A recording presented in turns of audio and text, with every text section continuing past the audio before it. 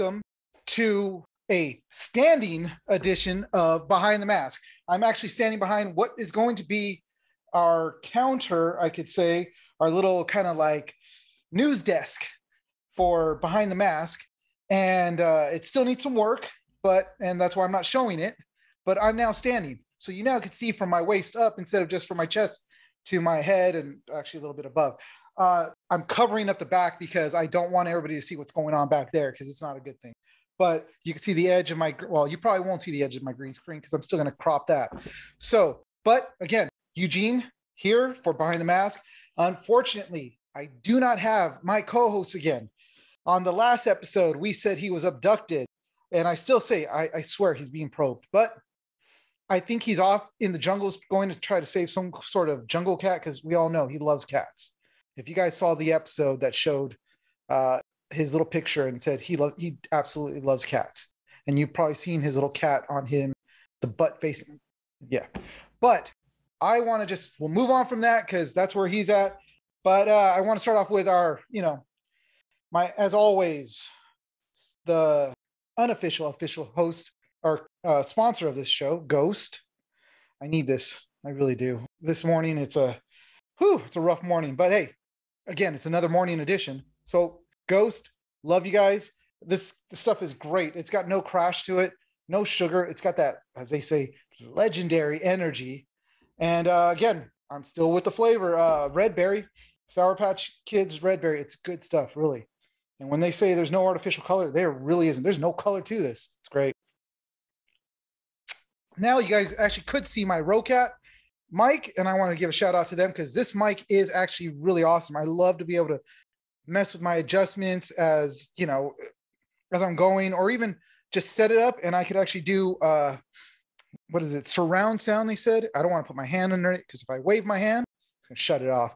But got the surround sound, so two of us could be right here, like almost making out, just talking to each other and be like right here. But it's a great mic to have. If you guys get a chance, go to Rocat, check out their stuff. I'm actually going to be picking up a mouse next because I need a new mouse because the one I have, it's just not working well. But I do have a keyboard also. That's a great thing. So enough with the sponsors, enough with the fake guys, but I do love all my stuff that I have and I give to them. So hopefully they give back to us. We don't know when, but hopefully soon. But today I have a special guest on. We love having our guests. It's always great because I know you guys don't want to hear just two old guys ranting about the old days of paintball and how we want to bring it back and all that wonderful stuff. It's wonderful and we want to see it come back, but I know you guys don't always want to hear that. So today I do have somebody from all the way up north, not too far north, but pretty far north up there, coming to us from Vancouver, Washington. And I know I said California the last time I mentioned them. I'm sorry. Totally different states, I know. One's better than the other. And we're not going to say which one is, but I'm going to just say, anywhere's better than here. So anyways, he is on a paintball team, not your typical paintball team as we've been putting up on here, which is, mainly speedball. We do tournaments, but we want to bring in, as we've always said, we want to bring in the smaller teams, the guys that, don't get as much attention as guys like Thomas Taylor, which Thomas, if you ever hear this, still love you, man. But you get a lot of attention. We want to give that attention to the smaller guys because that's what we're about. And that's what we're about, growing the sport. So enough of me talking. It's this thing that's starting to kick in. It's rolling. So I'm going to be jabbering on. So if I don't stop, then I'll never get the guest on. So I want to bring in Andrew. And here we go, Andrew. Let's bring you in. Are we here? Do I hear the doorbell? The doorbell's ringing and he should be coming in now. There we are. Hey, right. Andrew. Welcome to the show. Thanks for having me on. Yeah, I meant to have you on before, and I apologize. It was just the holidays were here. A lot of stuff going on.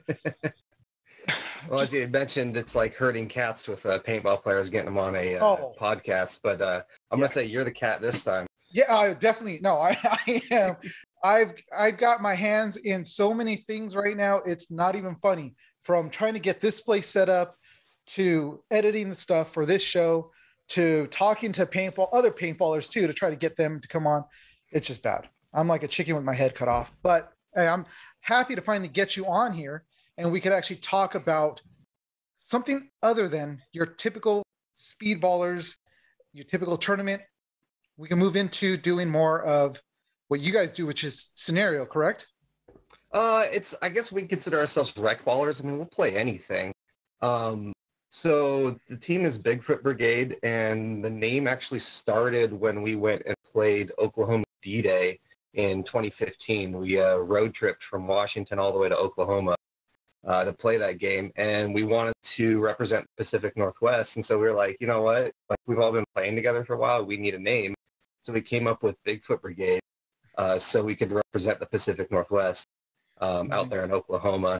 And yeah, it was a good game. The team it's mostly family and friends. There's nothing like, it's not like, oh, you got to try out or anything. It's like, no, if you're out there, have fun. And as long as you can help a new player, you're on the team.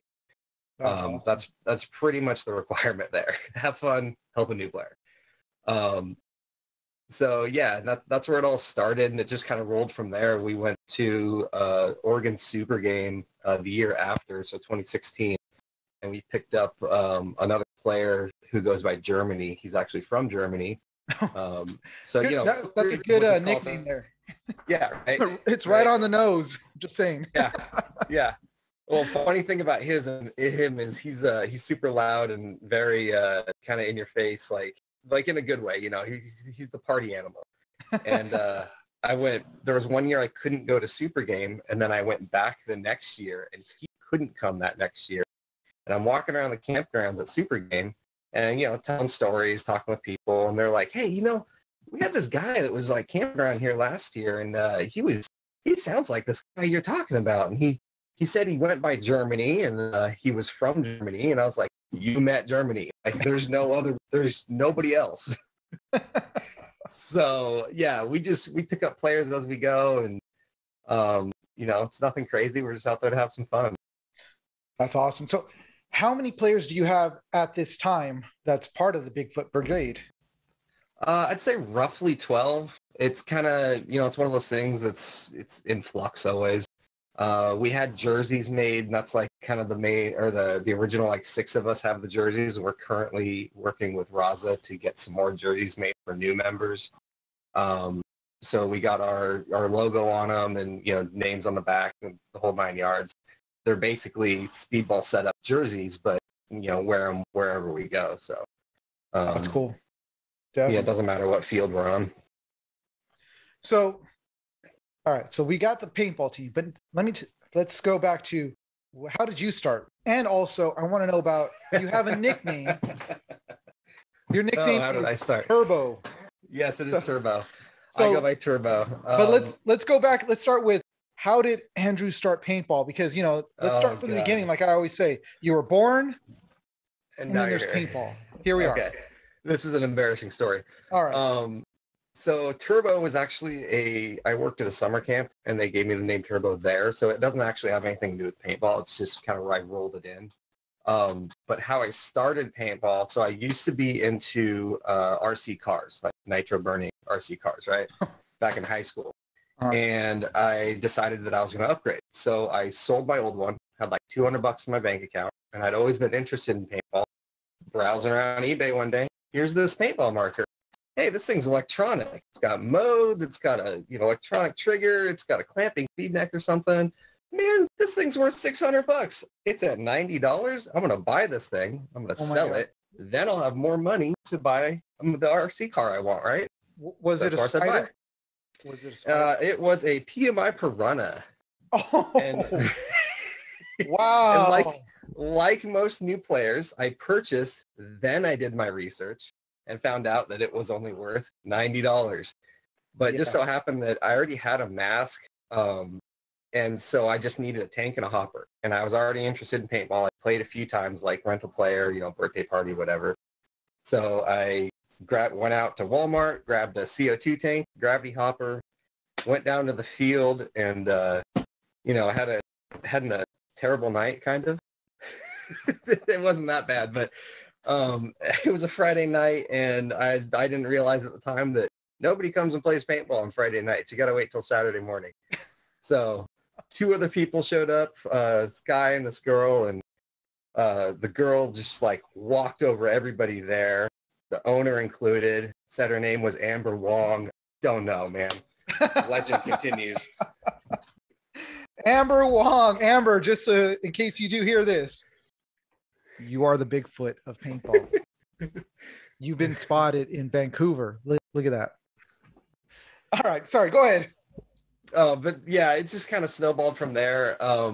Eventually I needed a new barrel, of course, and then a new tank, and it, just rolled on and rolled on. That was 2004. Okay. So yeah, I've been in about 17 years, no breaks at this point. Wow. Went off to college, so it's not like I was playing as heavily. These days, I actually don't get out to the field as much. I do a lot of airsmith work. So I'm working at home, working on markers, building some cool stuff. I get contract work from time to time. People send me markers. I've gotten like carnivores from the East Coast come in to work on, and then these people are like, oh, I was a little unsure about this, sending my $1,200 marker across the country to get work done. They came back in great shape. So, but yeah, one of the things for me is I don't actually use any my paycheck money for paintball. I actually fund paintball with paintball. That's an unheard of concept. I'm just saying. I know. It's weird. That's the weirdest thing to me, because every last cent that I had went into paintball. I mean, if you look at the rest of this side of this thing and see where my gear is, that's at least 2 or 3 paychecks just to paintball. Mm-hmm. So yeah, you are amazing. That's all I got to start off and say. Yeah, if you know what you're doing as far as working on stuff, you can get a lot of stuff for cheap and then work on it, make it better. I have actually it's right here.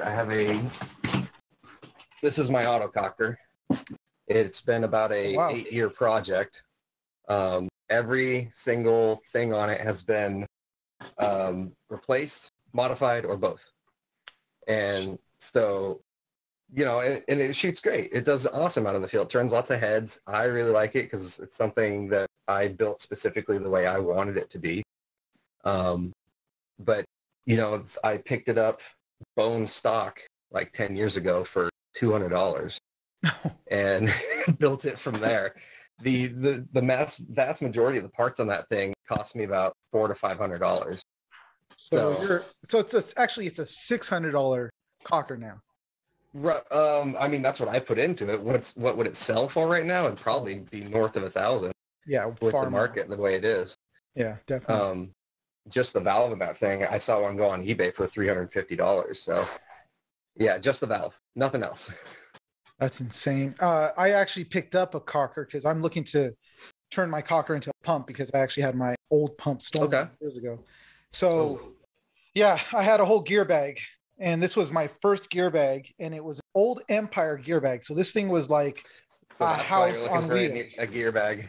Yeah, it was a house on wheels, and there was enough gear in there to suit up about 3 people, which absolutely sucks. Got picked up, got snatched, got taken away. So I got left with the smaller gear bag that had less gear, not the best gear. And yeah, so then I had to rebuild everything. So, but I just picked up a cocker. It's actually one of ANS's old, which ANSgear.com. There we go. Hey, have to say it, Rory. The custom X or custom or DX3s. Yeah, it was the ANS. It was their brand, and it was a cocker. So I just picked that up for actually dirt cheap. I picked it up for $100. Oh, there you go. The thing still shoots too, which is crazy. It shoots, but I don't want it. I want it to be a pump. So, no, there's lots of good pump kits out there. That's one thing you can always do with an autococker is, convert them whatever you want to do.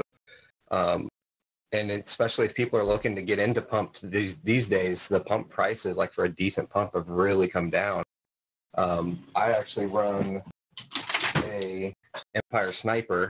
Oh wow! And these things, you can on the used market, you can usually find them for like $250. So, and they're fantastic pumps. I mean, they're not like top of the line, but they're definitely above the base models that are out there. So they're fantastic pumps, and I always recommend them to anybody who's kind of looking to get into pump, but not just, they don't want like the base level. They don't want like an old Empire Tracer. There's nothing wrong with those, but if they want something that has a little more features than that, then yeah, that's what I always tell people. Well, there was a site that I was looking at to pick up a pump kit. It was, oh man. It's autocockerparts.com. No, it wasn't Auto Power. Those guys are cool. No, it wasn't them. It was something that one of the guys over at ANS actually recommended. It was actually a pump. They used to carry those pump kits, and now it's like not. I'm drawing a blank on it, but crap. Well, the two I always tell people to look at if you're looking for a kit is Inception Designs or the Slice kit. That's who it was. Inception. Yeah. Inception. Yeah. Inception. Simon over at Inception Designs makes some phenomenal products. And yeah, the Drift kit it's largely seen as one of the better pump kits that's currently made. So those are fantastic kits. Yeah, that's what I was looking to pick up, and hopefully I'll be picking it up for Christmas as my Christmas present to me, because no one else is going to pick that up for me. So yeah, got to get it. You got to kind of get those little gifts for yourself sometimes, because But anyways, yeah, I mean, that's awesome. Do you normally run mechanical, or are you more of a electronic, and actually with the whole team, I mean, what do you guys usually run? The answer is yes. So everybody that was kind of there from the beginning at this point has an electronic. They have a autococker. They have a pump, and most of us have mechanicals as well. So it's just, we're all over the board. Like we could set up everybody with a pump. If we wanted to go play a whole pump game, we could set up everybody with an autococker. A few of them are electronic, few of them are mechanical. I am currently working on getting into AutoMag, which has been a learning curve and a testament to I think the design that Tom Kay originally came out with for AutoMag. Those guys make an amazing product. They're still building stuff today, and especially with everybody, the whole industry kind of looking at mechanicals these days. I'm like, these things were made in 1995, early 90s. They're fantastic. Like the whole industry passed them over, and now everything's coming back to mechanical. But for some reason, not a lot of people are looking at AutoMag, and I'm like, things are out there. Go get them. Because I think that there was a resurgence of, I think you could still pick up one that they're actually producing, if I'm correct. But they're still pretty pricey for, and it's an AutoMag, and some people are like, it's an AutoMag. So, I mean, what people don't understand, and for those of you out there that have not been playing for a long time, that are just coming into the sport, or even those that have just always played tournament and are starting to kind of think about mechanical, because there's more and more tournaments starting to pop up for actual mechanical. AutoMag was like, back in the day, kind of like the AK-47s of the paintball industry, because these markers can be tossed, they can be in the dirt, they can be all over the place, and the thing will still fire. Clean it up a little bit and it's going to fire even better. But those things were beasts. I mean, that's kind of what Tittman started going towards, was like kind of they're like the AK-47 of rental guns, because that's why everybody uses rental guns, them for rental guns. But the mags are, those things are really good. So if you guys want to pick that up, definitely look into it. I mean, shoot, I'm shocked to even see one still. That's pretty awesome. Oh, well, let's see. Here's a little pop quiz for you, then, see if you can identify this. Holy crap. What? I have no idea what the hell that thing is. We'll take 12 gram. Put it on the top. I'm going to take another 12 gram. I'm going to put it in the top. I'm going to take another 12 gram. I'm going to put it on the top. It is a magazine-fed 12-gram changer. This is produced by AutoMag back in 1989. They only made them for 1 year.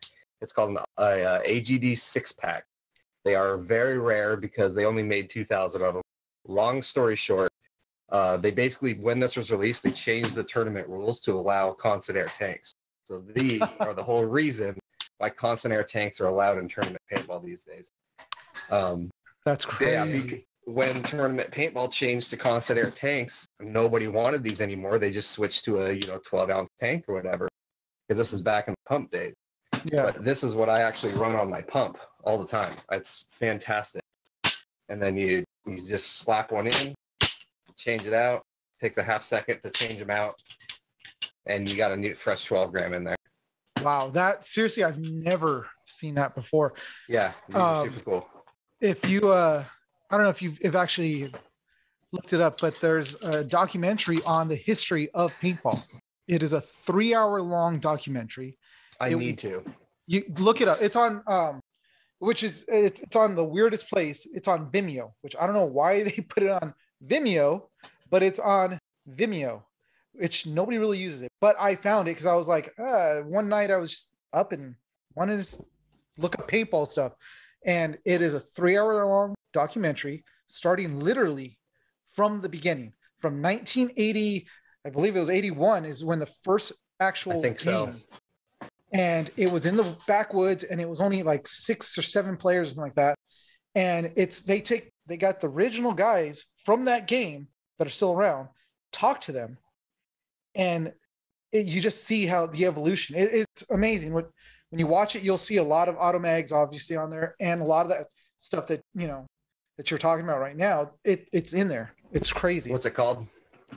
It's the history of paintball. That's it. History of paintball. Yeah.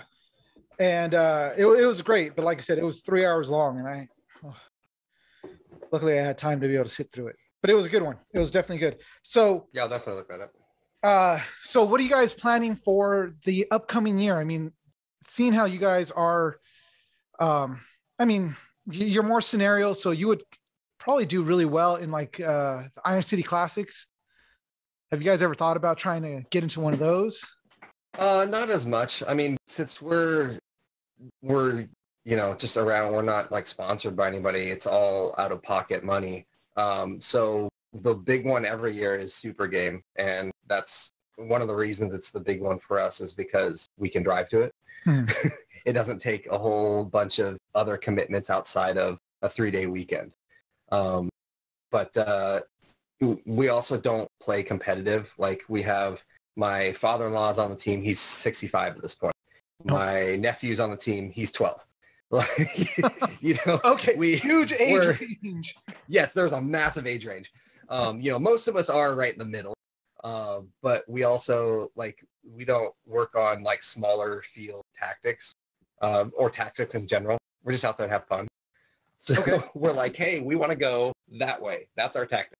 That works. Yeah, so that's kind of the gist of it. We play, some local here and there. Probably sometime this winter we'll make it down to Salem and play at Warpaint. It's an indoor field. Because, I'm 35 at this point. I don't care to play in the mud. Not gonna lie. Oh, that honestly, by far, that is, I think, the most fun I have, especially when it came to playing tournaments and you're just sliding and it's just like a puddle. And you're just like, yeah, I could go for days. You overshoot your bunker and you're just like, no. And then you get stitched down the side. Oh yeah, you get just lit up and you're just like, all right, it was fun for the moment. Then all of a sudden, yeah, I like to play for the whole day. So, if I get wet in the first point, it's like, I got to deal with this for the rest of the day now. That's one thing. When we went and played Oklahoma D-Day, for those people who don't know, D-Day is no longer played. The last game was last year. There's a number of reasons, but the Saturday game, which was D-Day, was 8 hours long. And when we went, I went, you know what? I'm going to stay on that field for 8 hours. I'm not going to come off that field. Because the way they did it is there was dead zones around the field, and there was one in particular in the middle that you had paint tickets, and so you could exchange paint tickets for paint. You could get air there, and you could get water there. And so I was like, I'm doing this. So I put a MRE in my backpack. I have a Camelback I bring to big games, so I have 2 liters of water with me on the field. And that game in particular, it was like 105 degrees. It was 100 and melt your face off is what it was.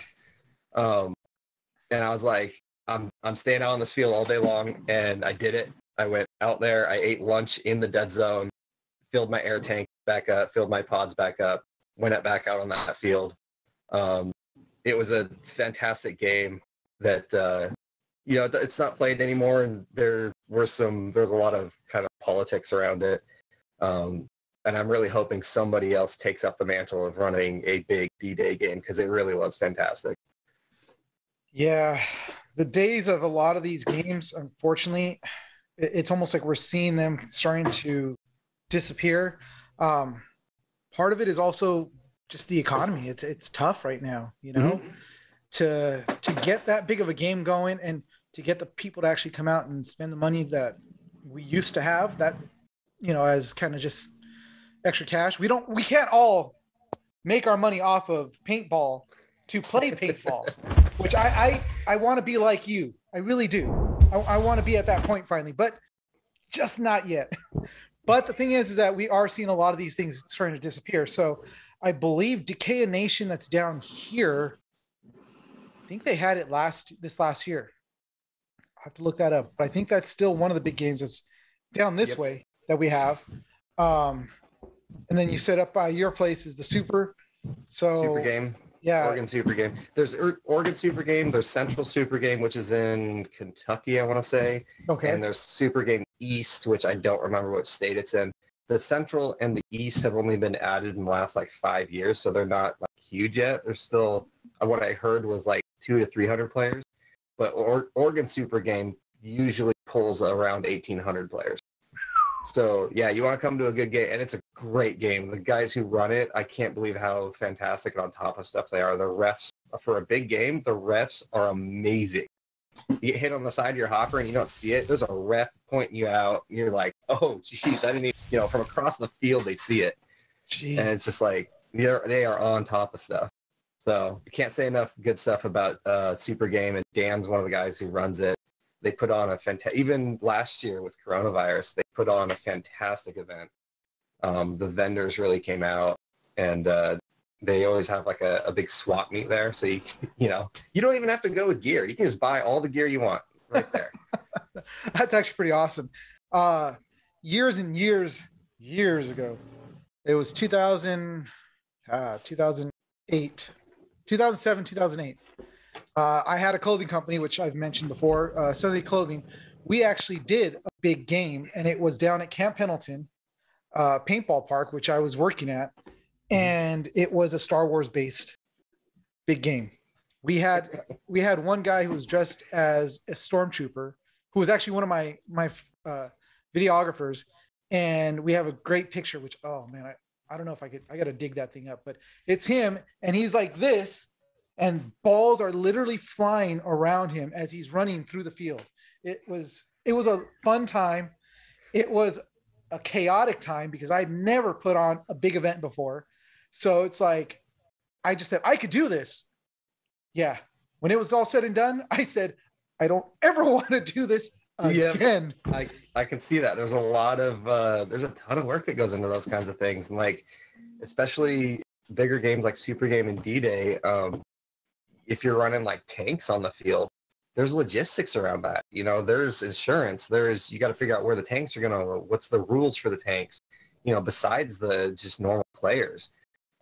Super Game they have a rental fleet that comes out every year. So if you're brand new to the sport, want to try a big game, cool, Super Game.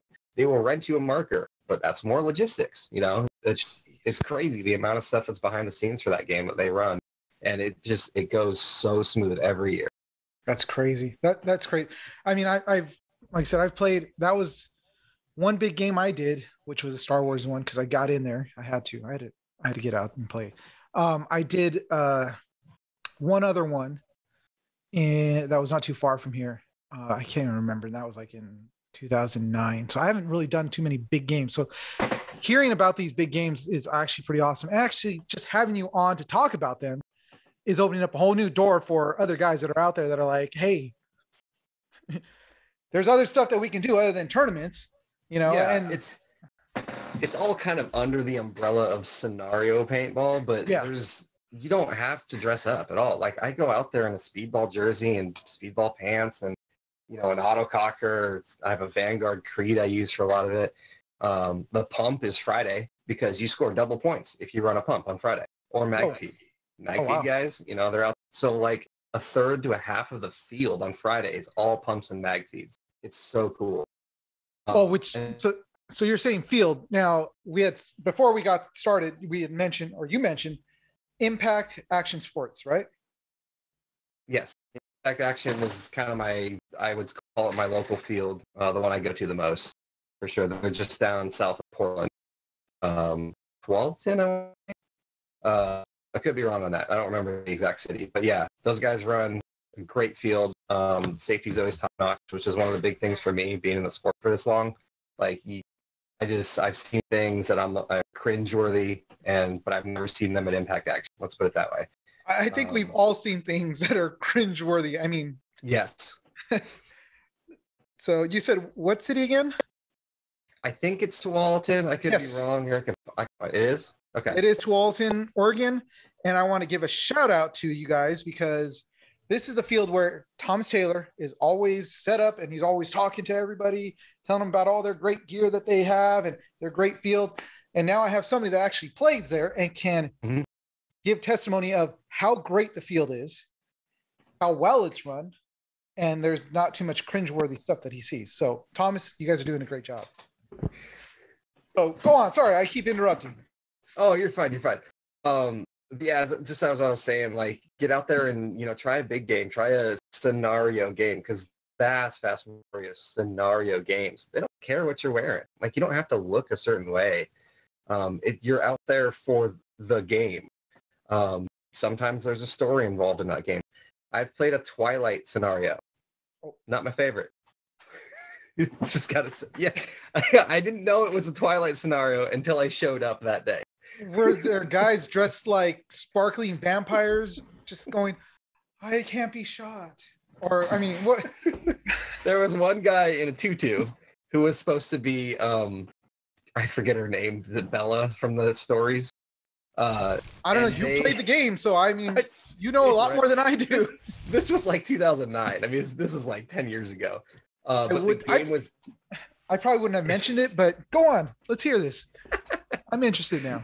Right. They actually enacted scenarios between each. So you go play a game for like an hour, you come back in for lunch or whatever, and they would have their like cast of characters enact a scene from like the movie.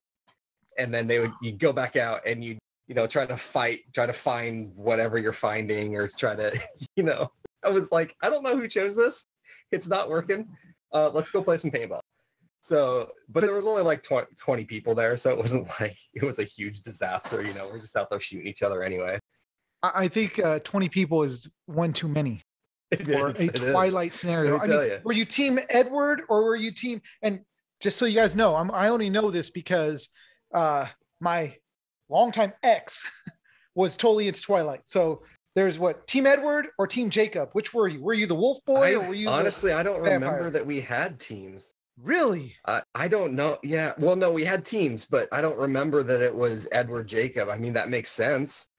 But yeah 10 years ago, I don't remember. I think they just split us up evenly and was like, this team starts over here, this team starts over here. Bella's out there somewhere. You got to go find her and bring her back to your base. And here's, one of their poor staff guy. He's out there in a tutu. He's hiding in some bunker.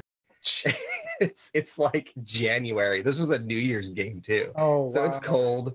It's in an old corn maze that was used for Halloween. So it's all like trampled. There's just mud everywhere. I mean, it was like a hot mess. We did have fun, but I was like, could have chosen a better scenario. Oh yeah. I mean, listen, guys, those of you guys that are out there that want to do put on a scenario, think really hard. I did a Star Wars one and I thought I was being a super nerd. I even had a Jedi costume on.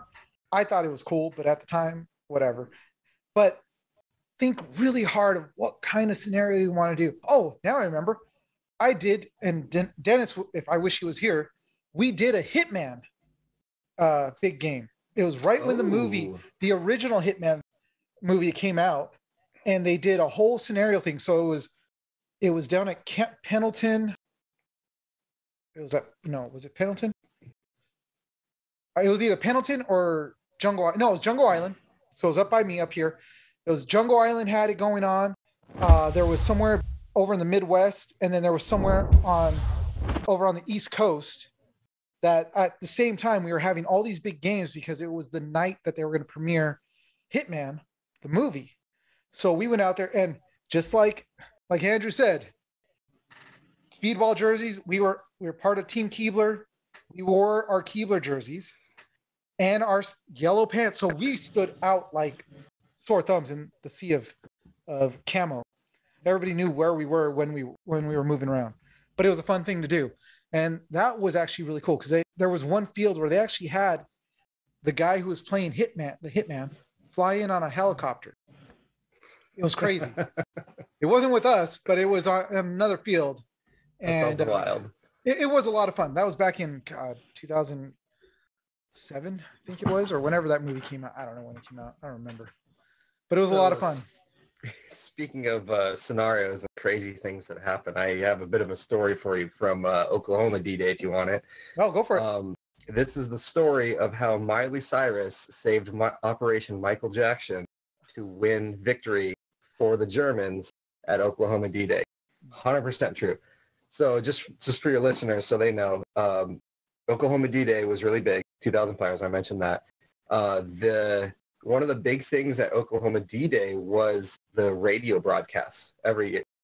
Each team would put up a radio mast, like full-on 50-foot radio tower, and they would have a truck of just radios. And so all the commanders out on the field could radio back to high command and tell them, here's what's going on the field. The high command would draw it up on a map, say, here, we need this unit to go there. We need this unit to go there. I mean, it was a whole shebang. Yeah. Somebody had mentioned that if the amount of radio traffic at Oklahoma D-Day was more than an actual military taking over a city. It was that crazy. But so one of the big things was if you could get the other team to waste time on the radio talking about nothing, you were taking away a resource from them. And so we're sitting around camp during the week, just kind of spitballing ideas. And somebody's like, hey, we should put some like decoy people out on the field. And I'm like, well, what do you mean? We're like, well, they'll shoot at them, wasting paint, and maybe they'll talk about them on the radio. Okay, let's roll with this. We need some mannequins. Somebody go into town, find some mannequins. So somebody goes into town. Shocker, you can't find mannequins. What you can find, though, is we'll call them inflatable humans at certain shops. And so they brought some inflatable humans back. We had to dress them up with duct tape. And one of them got named Miley Cyrus. Don't know who. Well, one of the guys actually woke up next to Miley Cyrus the next morning. But they got we had 4 of them. They got them out on the field somehow. I don't remember how. And they were here and there. They were showing up, right? And at one point in the game, we had one in a window on what's called the church. Second story. It's a 2-story fort. She's up in this second story.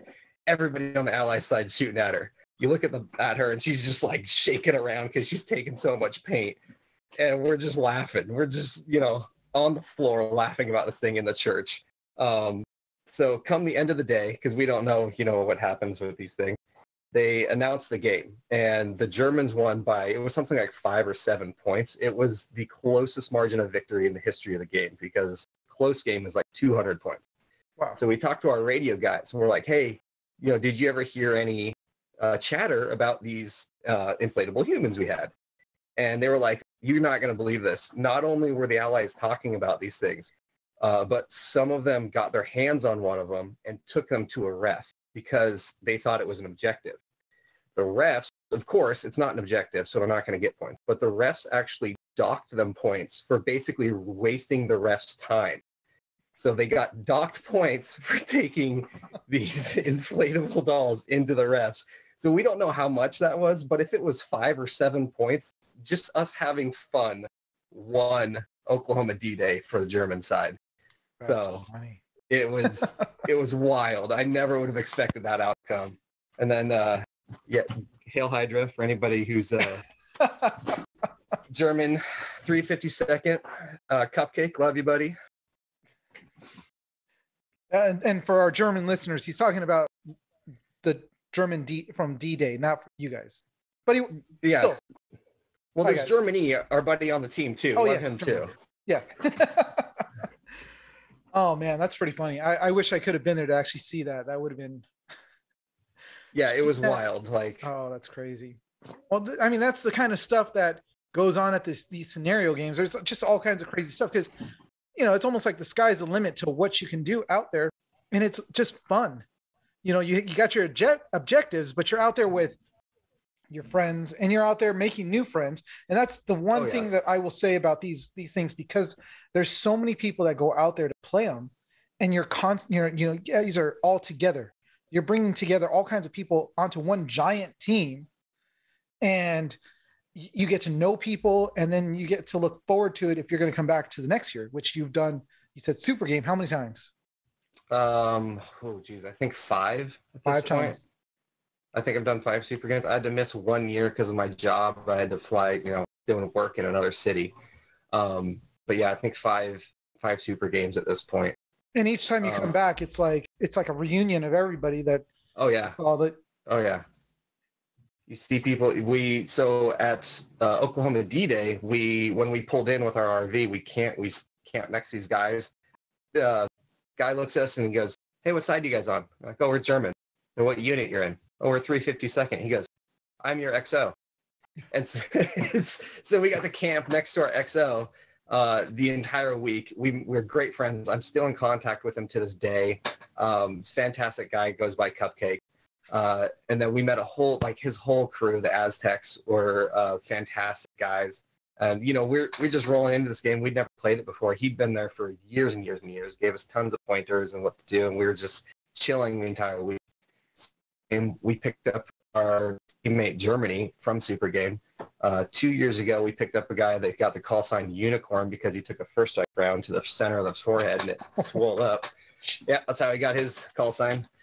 We're always picking up people, keeping in contact here and there. Some drop off here and there, but whatever. That's the game. You meet new people. Well, that's the one thing with paintball that we always keep saying is that we're such a small community. It's more of a family than it is, like I've got a team. No, we've got a whole family. We've got people I've got to know so many people, and there's literally now I could say international, because I've got now somebody over in Barcelona that I know, and Amber Wong. She's the legendary Amber. Legendary. Yes, it's coming out, Amber. I'm telling you, it's gonna be all over the place, and when you least expect it, you're gonna see another picture of you. Yeah, I'm pretty sure I saw her hiding behind a bunker and cartwheeled over and took out 3 guys in the snake at the same time. She was at D-Day in 2000. What year were you at there? 2015. 2015. Amber, what were you doing in 2015 at D-Day? I saw 3 tanks once. Was that her? Oh, this is gonna go on forever. But this can't go on forever because I actually got to call it because I got other things to do today, unfortunately. But we have been on. Actually, we went for about an hour, which is really cool. It was really, which, as always with us here at Behind the Mask, our objective is to just let it flow, and it doesn't even feel like any time has passed, but we get to have a lot of fun talking about the one thing we all love, which is paintball. So, but Andrew, it was awesome to have you on, or should I say Turbo? It was great to have you on. Either way. And if you want, if you want to shout out whatever you want to right now, let people know how they can get a hold of you, since you said that you are an airsmith and you are constantly working on guns, and we want to bring business to you so you can continue to play paintball, because I would hate for you to not be able to play paintball because, they stop sending you guns. So what's the best way to get a hold of you? Probably the easiest way is our Facebook, Bigfoot Brigade. Here, let me get for your YouTubers out there. Here's our logo. Just look for that. Type in Bigfoot Brigade. You can also go to YouTube. If you type in Bigfoot Brigade, you'll pull up a couple of videos by me. Very obviously paintball videos. But yeah, just shoot me comments there. Any of the internet forums. MCB is my main drag. Every once in a while I'll check in on Paintball Nation, but I am TRBO323 anywhere on the internet. If you find that, chances are it's me.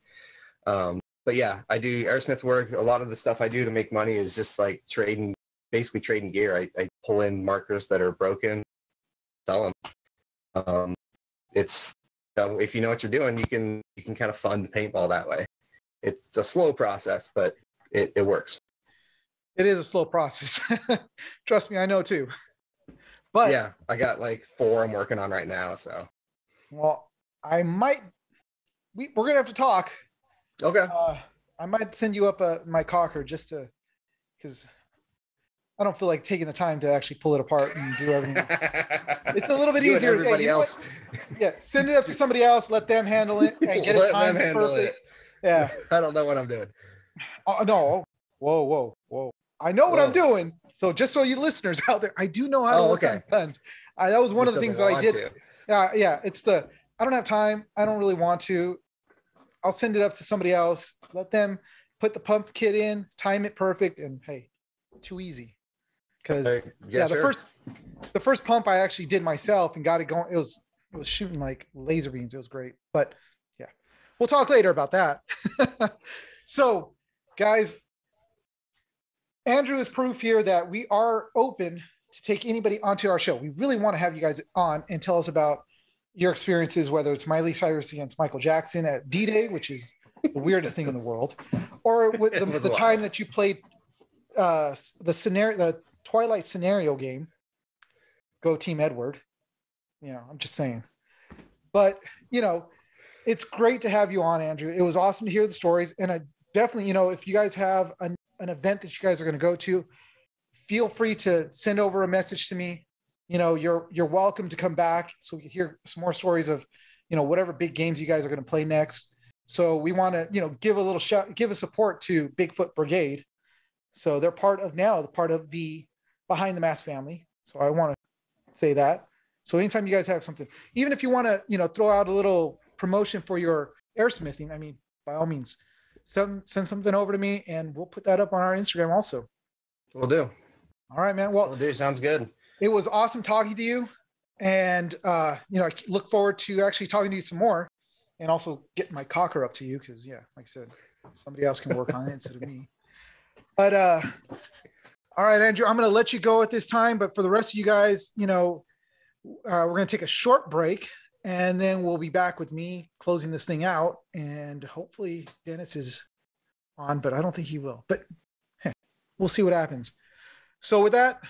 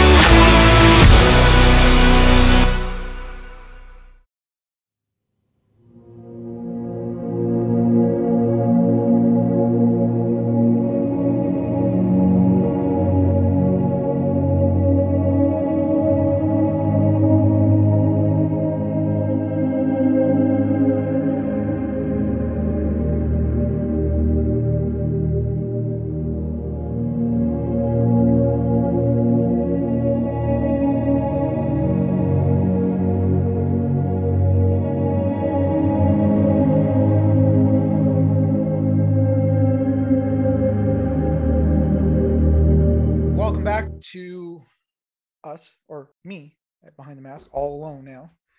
And it's a little weird. I'm all by myself, like literally all by myself. Don't know what to do myself now. But we had a great conversation with Andrew. Now, I kind of like this and I kind of don't, because it's kind of like, what do I do with my hands? But you still get to see more of me, which I don't know if that's better or worse, but it is what it is. I'm really enjoying this counter because I can put stuff down and it's going to work. I hope. But anyways, it was a great conversation with Andrew from Bigfoot Brigade. And guys, seriously, if you guys really want to get on the show, send me your story. Send me an email telling me about your team, what you guys are about. If you guys are doing charity events or whatever it is, we're more than happy to bring you on. As Andrew is proof for that, Bigfoot Brigade. scenario team. Well, more they said rec ballers, which, hey, if you're playing paintball, that's all that matters. We don't care if you're a walk-on or you're a seasoned tournament player. We just want to play paintball. That's what it's all about. So again, if you guys want to reach us, you guys can reach us at Instagram. You can DM us there, which is at Behind the Mask Media, or you guys can also check our videos out on YouTube, which is Behind the Mask. And also, if you guys want to get a hold of us the way Andrew did, you can email us at behindthemaskmedia@gmail.com. And those are the ways to get a hold of us. So definitely reach out to us. If you guys are listening to us, send your messages over to us. Or even if you have ideas for the show, we're happy to hear them.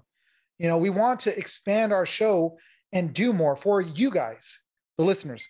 It's not about, oh, should turn that off. But anyways, we want to do this for you guys. We want to expand this sport. We want to see this grow to something more than what it is right now. And that's not just the tournament side. I know we've had a lot of tournament players on here, but again, proof that we want to have everybody, we don't want to just stop. I'm all tongue-tied. Ghost. Anyways, we don't want to just pigeonhole ourselves to just tournament. We want to show that there is so much more in paintball. And not only that, but we're not just here in the States. And if those of you that are listening to us that are in another country, say Germany, I know you guys are listening. I don't know any words. I should learn something so I could at least say hi, but still hi from us, from me. France, Netherlands, Canada, Australia. These are places that are listening to us, and we are excited for that. You know, even if you don't all understand us, it's awesome to see that you guys are listening to us, for those of you that do understand us. And if you guys want to come on, if you guys want to promote your scenarios in your country, you want to promote your tournaments in your country, tell us about what the scene is like over in your country. By all means, hit us up. I just today was on my Instagram, and I saw that somebody, let me pull this up. For those of you guys that are viewing, you're seeing that I'm looking down. And for those of you guys that are listening, I'm looking at my phone to look up the people that actually looked us up. So that's why I'm a little silent. I should have had this ready beforehand, but where are you? It was a comment that was made, and there you are. So Battleground Paintball. Battleground Paintball is in, where are you from, sir? Germany. I believe it was Germany, because I actually looked up, I actually went on to your YouTube. Didn't know what you were saying, but I did watch a little bit because I wanted to see what your format was like, and I understood a few words in there. So if you are listening, I would love to have you on. Let's do kind of like I'm on your show, you're on my show type thing. And it looks really cool. I think you do a live stream, which is awesome. And he does, this is the CEO, #1 Paintball Festival, Scenario Big Games. This is something that I saw that he commented on a post that we did. So I looked him up. Why not? It's Berlit Wolwitz. If I said that wrong, I'm sorry. But it's BERTL _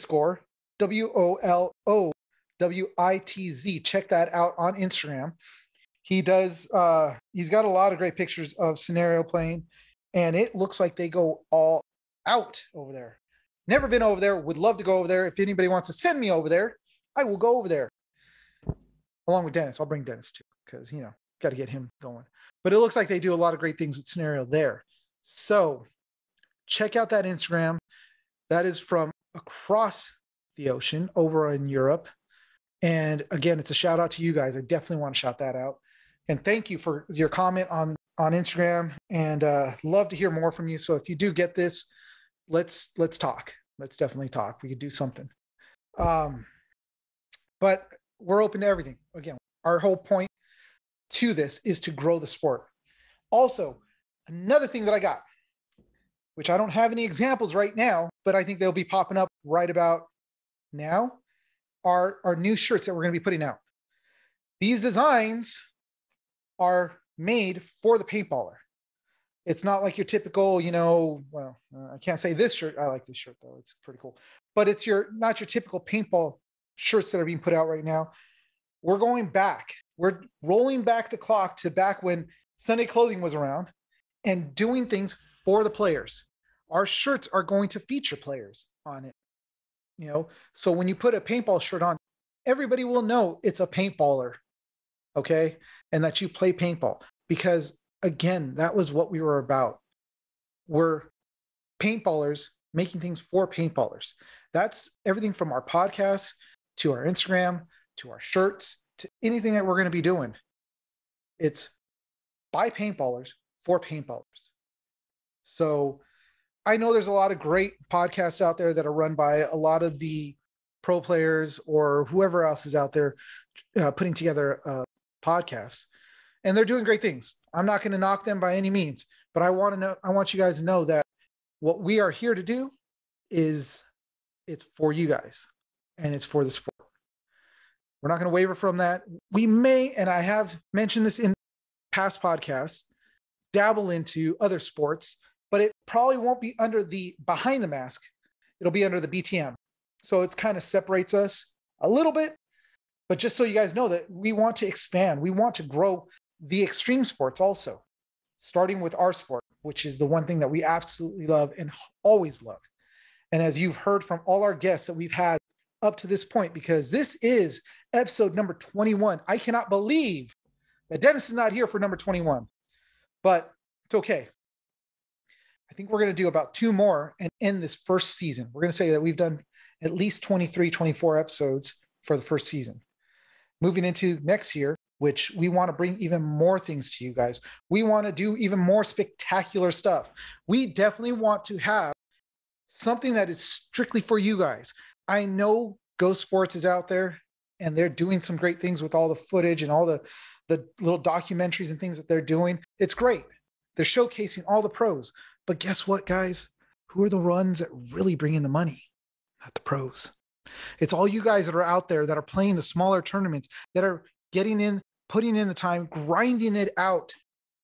You guys are the ones that are doing it for this sport. And we want to salute you guys. We want to showcase you guys. And we want to bring you guys even more teams that have started at the bottom and made their way up to what they are now.